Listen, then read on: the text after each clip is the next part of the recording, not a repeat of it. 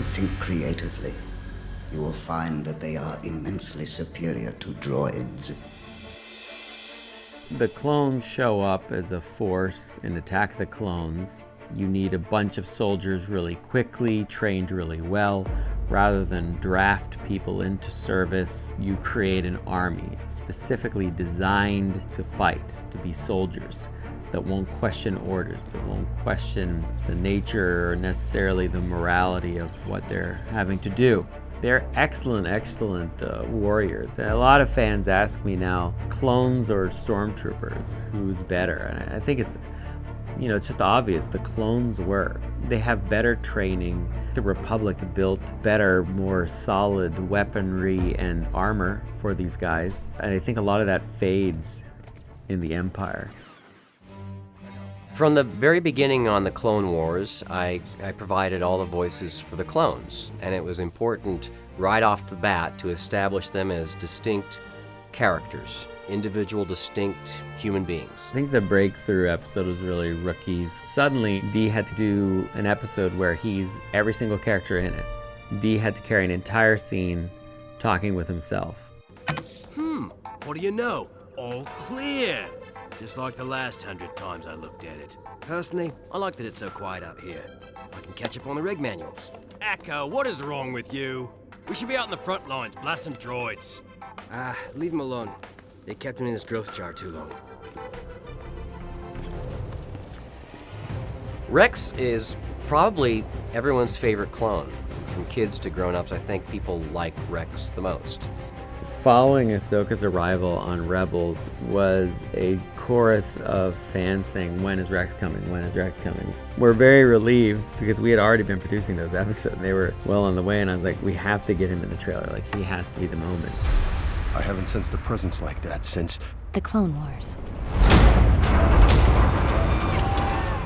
My name is Rex. Captain.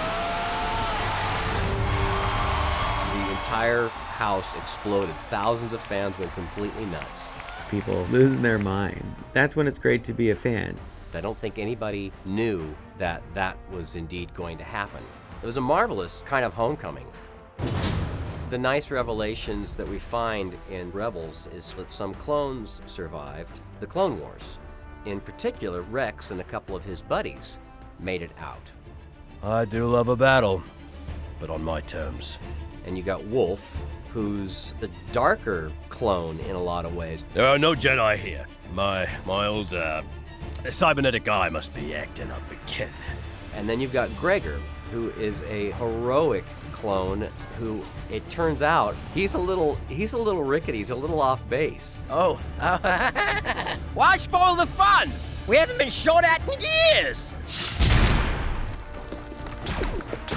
I hope you brought a better class of soldier than those stormtroopers. Ezra finds Rex really interesting. He is a soldier. He's from the Clone Wars. He would think at first, Kanan would know you and like you. Kanan does not like Rex, and Rex thinks he's seen better and worked with better. We learned that they were not involved with Order 66, where all the clones were ordered by the Emperor to murder all the Jedi. Kanan's distrust comes from Order 66. He lived through it. He saw all of his friends eliminated. Ezra, he doesn't even really know what that is. I think that Rex ultimately is a heroic person. I think most of the clones are. I think that's kind of baked into them, into their DNA. And ultimately, when push comes to shove, they're not going to react to things in a selfish way. They're going to make the sacrifices, and they're going to step up, and they're going to do what needs to be done to make the world better, to make the universe better.